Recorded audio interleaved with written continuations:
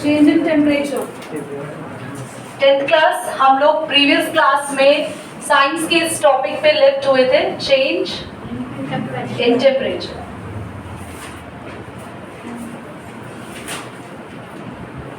सो मैं यहाँ पे 3 एग्जाम्पल्स दूंगी और आपको बताऊंगी कि रिएक्शन में चेंज कैसे होता है टेम्परेचर। और टेम्परेचर चेंज होने के लिए हमें 2 इंपॉर्टेंट टर्म्स को याद करना है इस टॉपिक में। First is exothermic and second one is endothermic. So you have to be very careful and listen. First reaction है, हम लोगों ने क्विकलाइन लिया। We just need to take a test tube. Test tube पे मैंने calcium oxide लिया और मैं यहाँ पर कैल्शियम ऑक्साइड मैंने ले लिया। ऊपर से ऐड कर रहे हैं वाटर।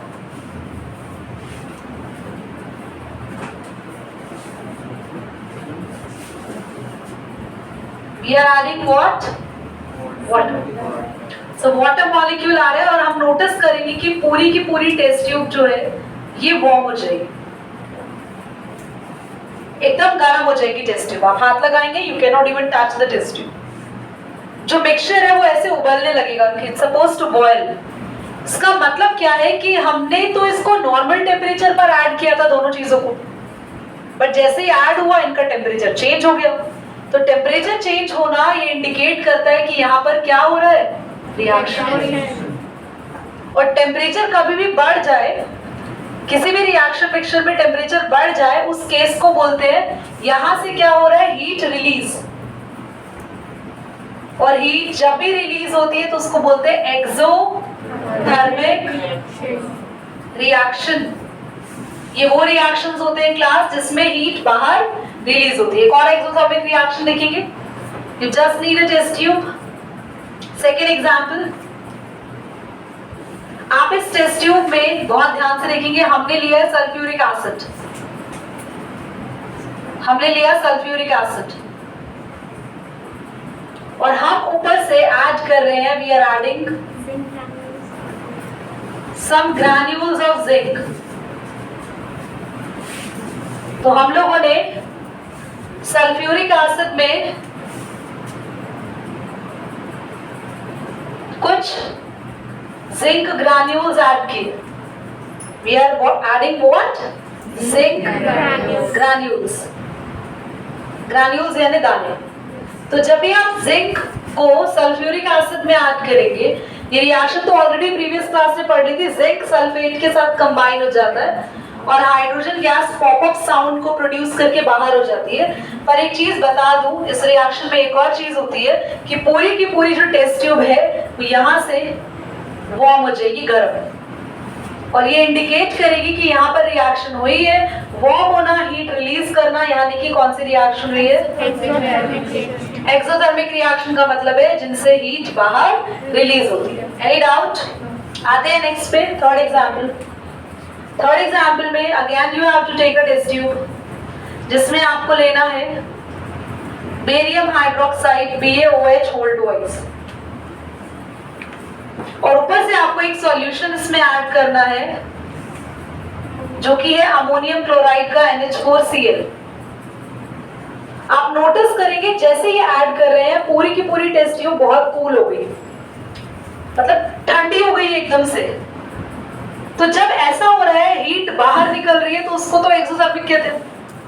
कोई चीज ठंडी हो गई यानी इसने हीट को अपने अंदर ले लिया, इस मिक्सचर ने हीट को एब्सॉर्ब कर लिया, मिक्सचर ने हीट को एब्सॉर्ब किया, ये कूल हो गई, दैट मींस यहाँ पर एंडोथर्मिक रिएक्शन हो रही है। और मैं आप लोगों की नॉलेज के लिए इस रिएक्शन को जरा लिखवा भी दूं, तो BaOH होल्ड ट्वाइस रिएक्शन अगर करता है, वैसे ना बहुत कॉम्प्लिकेटेड हो जाएगी, खैर आप लोग के काम भी नहीं आएगी, बस एग्जांपल याद रख लो। चलो नॉलेज के लिए लिखवा दे, तुम लगेगा दीदी हमें लिखवा नहीं, हो सकता है दीदी को ना आती हो तो चलिए रिएक्शन लिख लो एक बार और। BaOH होल्ड ट्वाइस रिएक्शन करेगा NH4Cl के साथ। तो बेसिकली यहाँ पर क्या होता है, इट्स वेरी सिंपल रिएक्शन। यहाँ पे Cl2 डबल कर लो इसको, Cl2 के साथ बाहर NH3 बाहर निकल जाता है और 2 वाटर के मॉलिक्यूल, जरा इसको देख लेते हैं। डबल मॉलिक्यूल ऑफ NH3 बाहर और साथ में वाटर के molecules. That's it.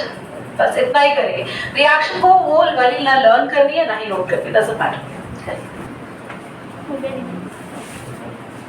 Class change in state, हमारे पास नेक्स्ट कैरेक्टरिस्टिक है कि ये जो बताती है रिएक्शन। अच्छा, हमने पढ़ा क्या कि अब तक रिएक्शंस होने के सबसे पहले रीजन हमने पढ़ा कि इवोल्यूशन ऑफ गैस, कोई गैस इवॉल्व होगी, या फॉर्मेशन ऑफ प्रेसिपिटेट, कोई प्रेसिपिटेट फॉर्म होगा, चेंज इन कलर हमने पढ़ा, change in temperature, change in state last. ठीक है, अब चेंज इन स्टेट के अंदर हमने यहाँ पर एग्जांपल लिया कैंडल का। बच्चे, कैंडल जो होती है विच इज सॉलिड, और आप देखते हैं जब बर्न हो रही होती है तो कैंडल बचती नहीं है, थोड़ा बहुत कैंडल है जो पिघल के गिर जाता है, वो फिर से सॉलिड बन जाता है, बाकी पूरी कैंडल जो है वो गायब हो जाती है। क्योंकि जो कैंडल वैक्स है वो बर्न होता है और वो सॉलिड से कुछ परसेंटेज ही तो लिक्विड बनता है, वो जो पिघल जाता है। पूरी की पूरी कैंडल थोड़ी ना ऐसे मेल्ट होकर नीचे रह जाती है, नहीं, उसका 20 to 30% नीचे रह जाता है। जैसे ऐसे कैंडल है तो मेल्ट होने के बाद ये कुछ भूतिया जैसा लग रहा है, बट आई डोंट नो, मतलब कुछ ऐसा सही रेजिड्यू सा बच जाता है।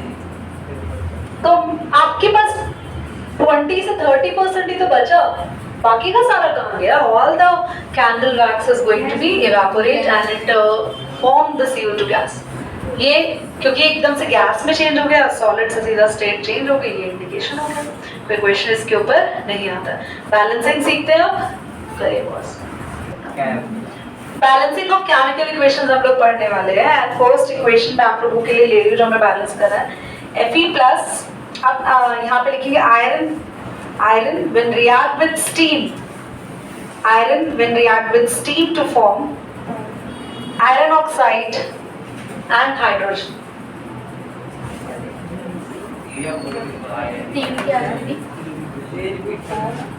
मैं लिख रही हूँ,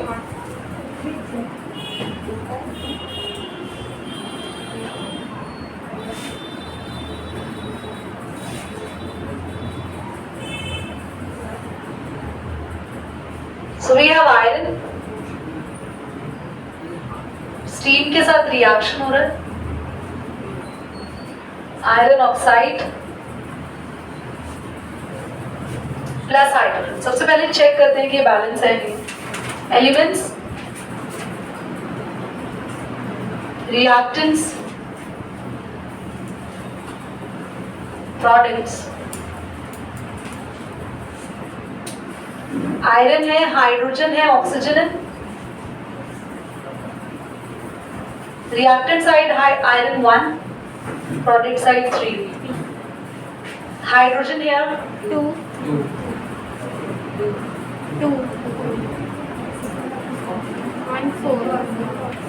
बैलेंस करना स्टार्ट करते हैं।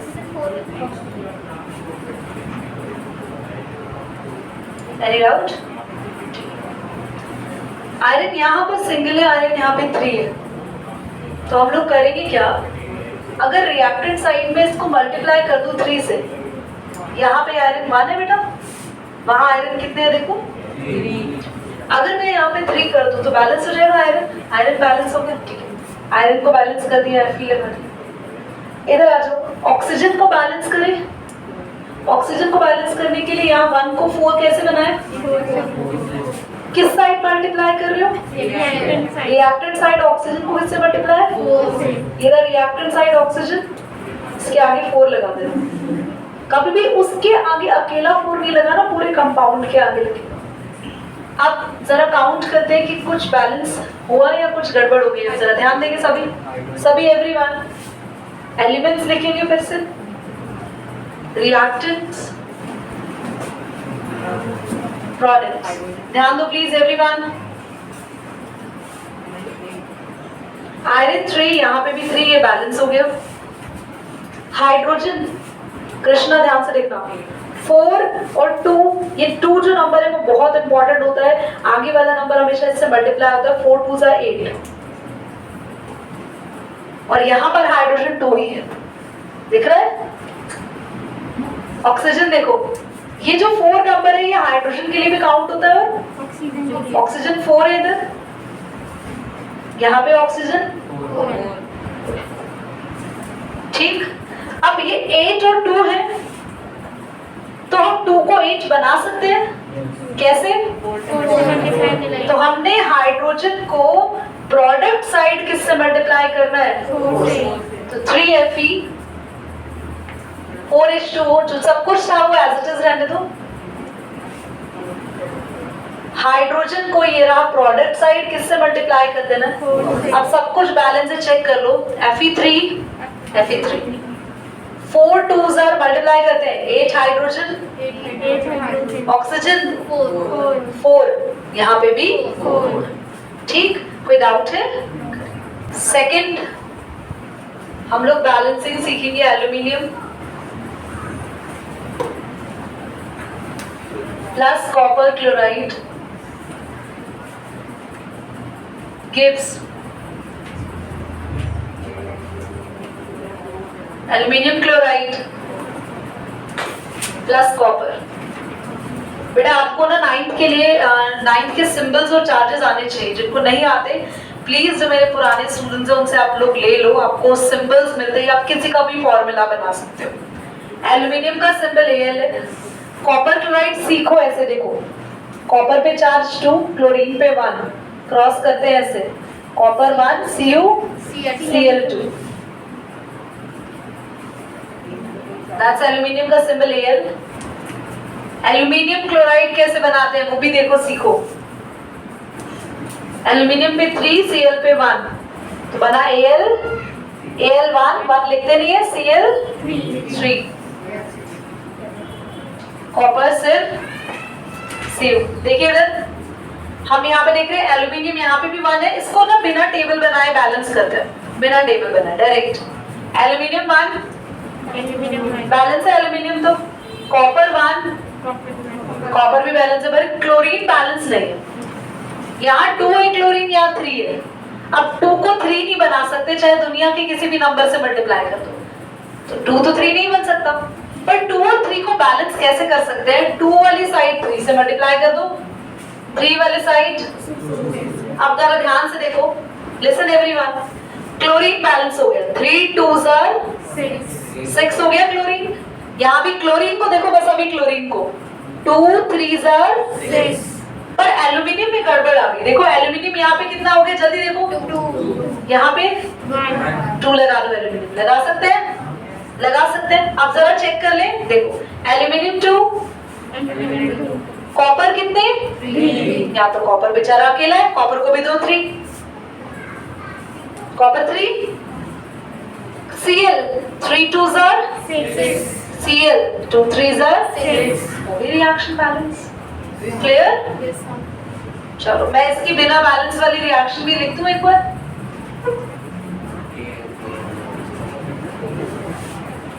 चलिए करना पॉज। क्या एक लास्ट हम बैलेंसिंग सीख लेते हैं, जिसमें आप ये NaOH H2SO4 Na2SO4 और H2O की कोई सोडियम यहाँ पे डबल है, यहाँ भी डबल कर दूं, सोडियम बैलेंस।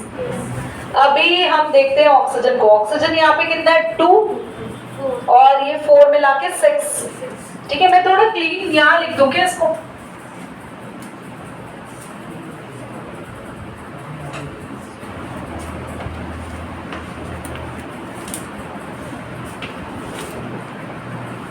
ऑक्सीजन देखो यहाँ पे ये 2 और ये 4 6, यहाँ पे 4 और 1 5। अभी ऑक्सीजन पे पंगा नहीं करते क्योंकि 5 और 6 को बैलेंस करना आसान नहीं होगा, तो ऑक्सीजन थोड़ा सा मुश्किल लग रहा है। मुश्किल क्या मतलब इम्प्रैक्टिकल लग रहा है। हाइड्रोजन को करते हैं। हाइड्रोजन देखो यहाँ पे 2 और 2 बोलो, अरे बोलो 4। यहाँ पे कितनी दिख रही है 2, क्या 2 लगा दे? हाइड्रोजन आराम से बैलेंस हो गई ना, ठीक है, क्योंकि 2 2s आर 4। सल्फर देख लो यहाँ पे सिंगल है, सिंगल बैलेंस। अब ऑक्सीजन करो, अब तुम्हारे से हो जाएगा। ये ऑक्सीजन 2 और 4 कितना 6, यहाँ पे 4 देख लो। तो कभी भी दिखे कि एक ऑक्सीजन या कोई भी एलिमेंट यहाँ 6 जा रहा है या 5 जा रहा है, तो उसको छोड़ो, ड्रॉप करो, दूसरा एलिमेंट बैलेंस करने की कोशिश करो, वो अपने आप हो जाएगा एट द एंड। ठीक है, समझ में आ गया? It's very easy. तो it's the result of that balancing.